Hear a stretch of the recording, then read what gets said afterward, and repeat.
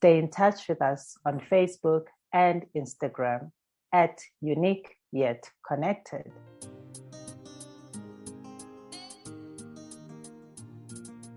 You are now listening to episode 52 of Unique Yet Connected podcast.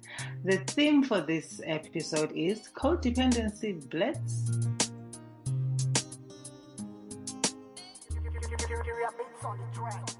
Reflecting on some of the codependent behaviors that stood out from our previous episodes.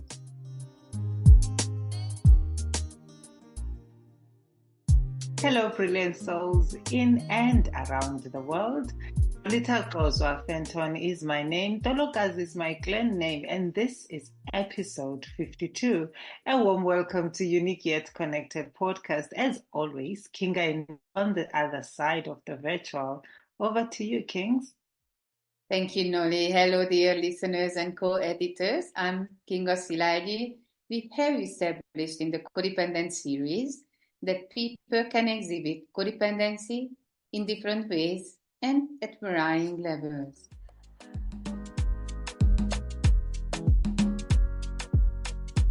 Thank you for joining our movement of translating this wisdom of systemic family constellations into a practical language that all of us can easily understand and implement in our daily lives.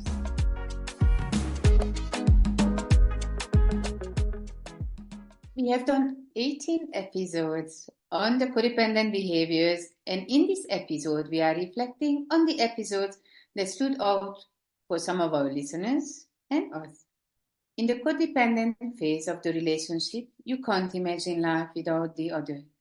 You can stand and gaze into each other's eyes for hours. All you want is to be together and never be separated, to merge into one with your love. We all know the term love is blind or heard about the rose-tinted glasses. You are blinded by the strong feelings of unity and oneness. You lose yourself in the relationship like you are not two people falling in love, but one person. You find happiness in every little thing related to the relationship. Even the act of thinking about this person brings you happiness. You spend hours thinking about and planning how to please your other half. Suddenly, that me we talked about in episode 31 only wants one thing, to become a we. The two halves merge into one. This stage is really magical. It takes you back to the wonderful feeling of unity from loneliness and isolation. When two people fall in love, you reenact the earliest mother-child bonding. In essence, you fuse into each other. You feel an omnipotent oneness and power. Each partner shares his deepest and most vulnerable self with the other. Oh, that dreamy state of things. It's beautiful indeed.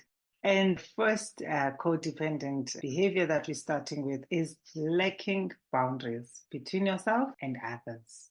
Do you often say yes when you actually want to say no? End up resenting the situation you have ended up in. This sounds like a key question to begin measuring where one is with this codependent behavior. When does one start to create boundaries in their life, Kings?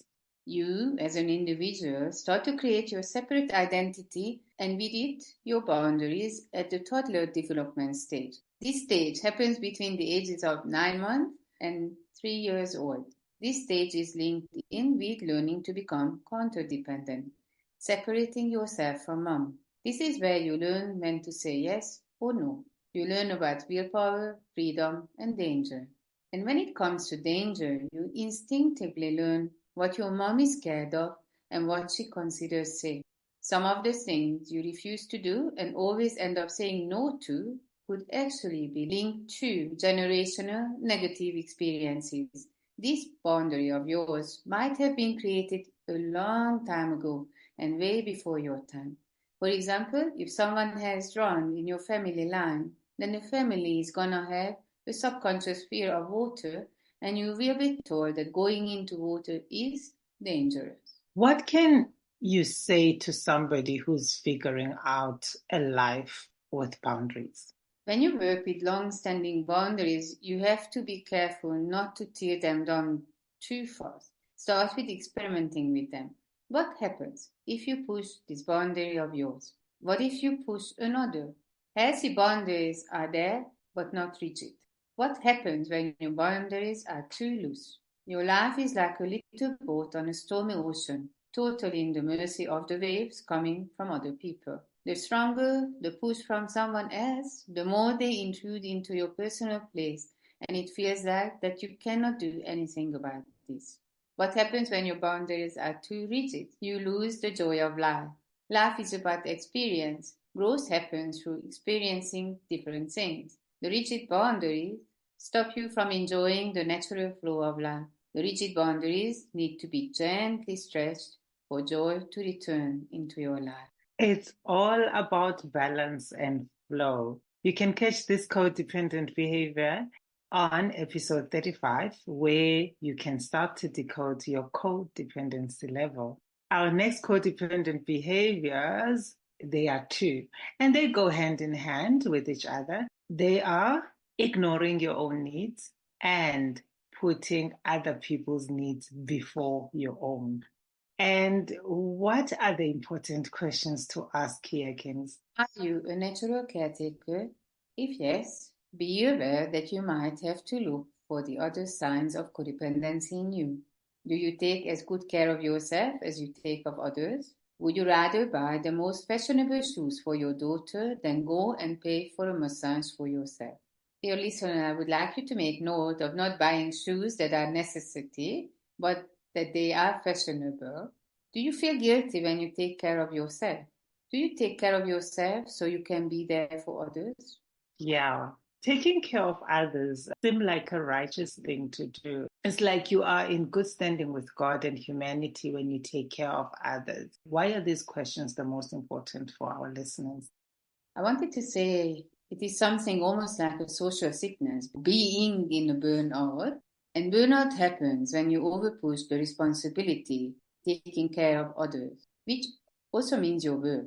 It overwhelms you because you didn't take your time to care of yourself.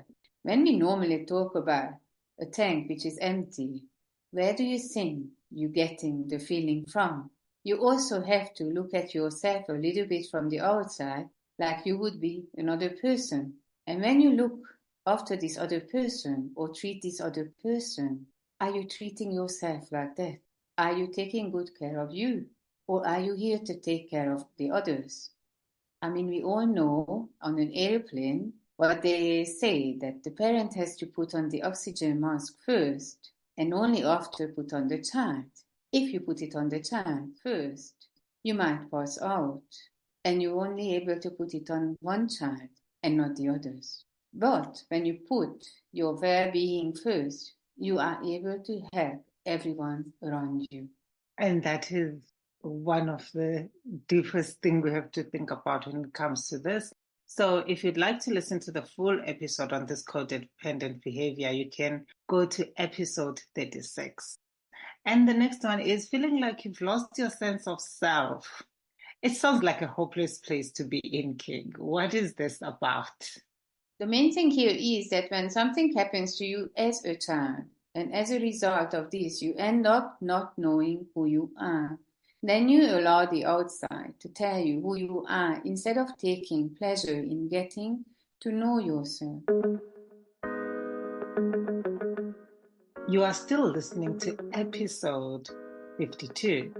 Codependency, Blitz is our theme. Remember, when you comment, ask questions, like and share our content and links, you help us grow and change lives together. Like us on Facebook and on Instagram.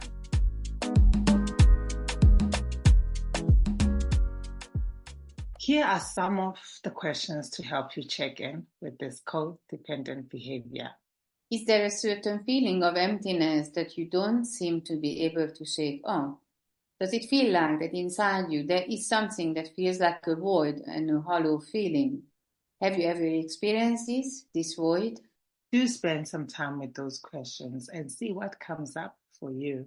To listen to the full episode, go to episode 39 and 40. Up next is needing to control, including making decisions for others or managing them. Control makes me uncomfortable, King. So what can you say about this codependent behavior? The level of control can be on different scales. On a lower level, you might micromanage others, but it can get to the level of dominating others' lives, making all the decisions for them. Control is often disguised as caring about a person's well-being. What are your thoughts on this? This is a delicate topic. Let's say, is it okay for you to hide the car keys from someone who is drunk and wants to drive? Because in a certain way, this is also managing and controlling that person's decision. The really difficult question you have to ask yourself is, where does your responsibility lie? Where does it stop and where does it start? When you care for your partner and you care for the people around you and inhibit them from doing what they want out of concern for their safety, is that controlling their lives or looking after them? How can you avoid becoming extremely controlling? To avoid getting there when you would like to make the decision on every little thing for your loved ones or employees. How can you avoid this? It is indeed a delicate topic. The questions are a helpful way to reflect and start making adjustments as far as control is concerned in our relationship. Let's move on to the next one. Taking on too much. What does it mean to be taking on too much as a codependent behavior? Taking on too much, a codependent person needs to be needed and doesn't want to feel easily replaceable, and this trait links in beautifully with the tendency of taking on too much. The more you take on, the more you feel in control. We talked about control in episode 41 and 42. The more you control, the more you secure your position and status. What questions can the listener ask themselves in relation to taking on too much? My first question, are you often overwhelmed by work? Do you tend to be the one who picks up the pieces even when you are already overburdened by duties? Does it seem like time is never on your side and you are always doing urgent and important duties? Do you feel that there is no one to help you with your tasks? Kings, can you share how being a savior relates to taking on too much? Often, the one who wants to be the savior in the relationship and takes on too much starts to feel better and bigger than the other person in the relationship. He feels, I do everything for this relationship and the other just takes. There is resentment, but there is also another thing. We have talked about what type of relationship is where one always gives and the other always takes. It's a parent and child relationship.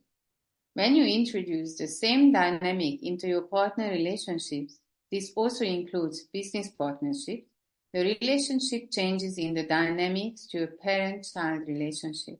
The savior starts to look down on the one he is saving, and the one who is pushed into the child position will rebel against the controlling parent partner. Aha. So, dear listener, for more on taking on too much, listen to episode 47 and 48. And also do take your time to answer the questions. Let's talk about basing your mood on how someone else feels and not on your own emotions.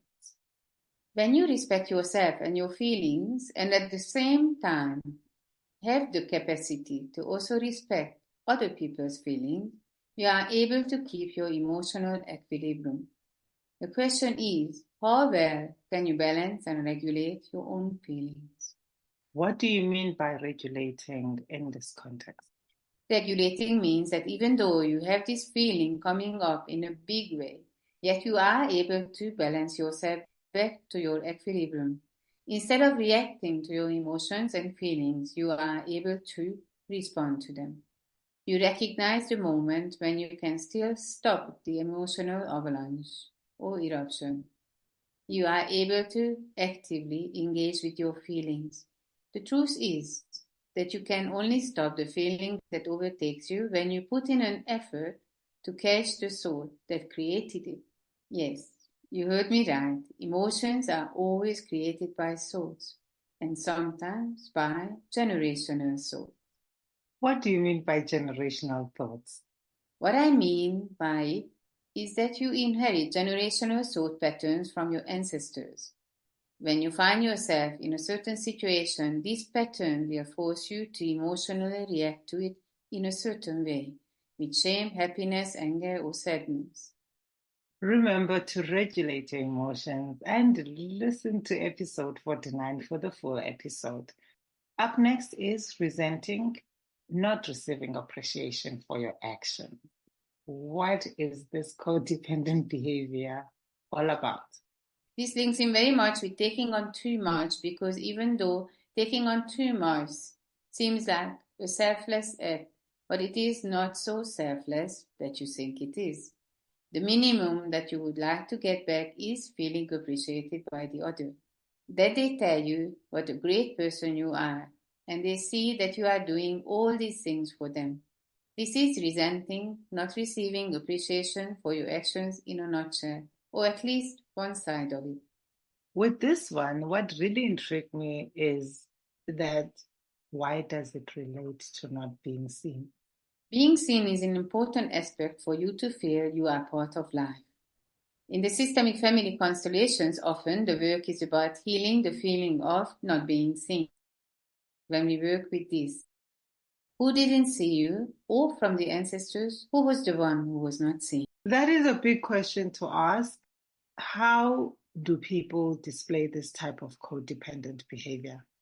Linking back to your previous question as well, a good indicator is when you are not doing your job, hobby, sport, or other activities to fill your soul and follow your life, or a bit more pragmatically to make a living, but to be seen and appreciated by others. Did you take those piano lessons for your pleasure or to make your mom proud?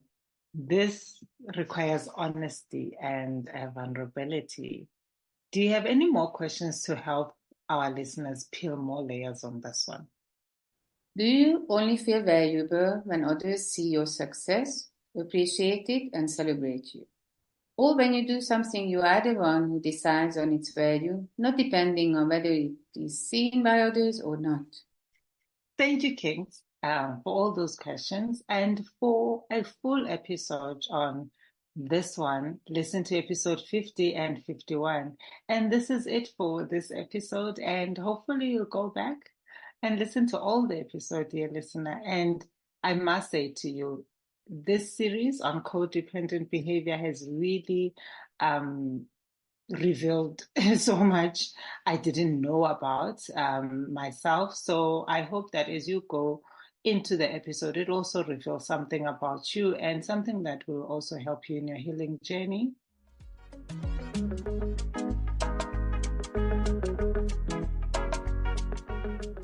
We would like to thank you for your contribution in helping us to be chosen into the top 10 South Africa Family Podcasts by Feedspot.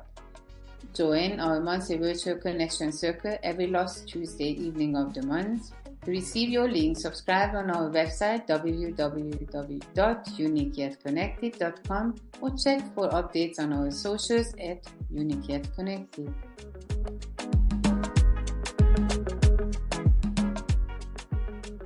In the next episode, we will explore the hidden word that revolves around love. Yes, there is a hidden word.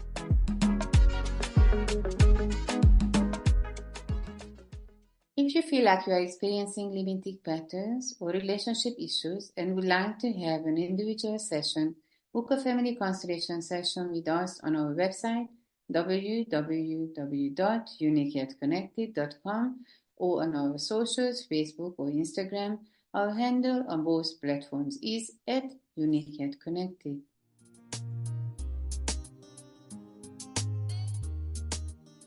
A big thank you to you for listening to our 52nd episode, and to Nick Mons from That Guide Productions for making us sound fabulous and on point.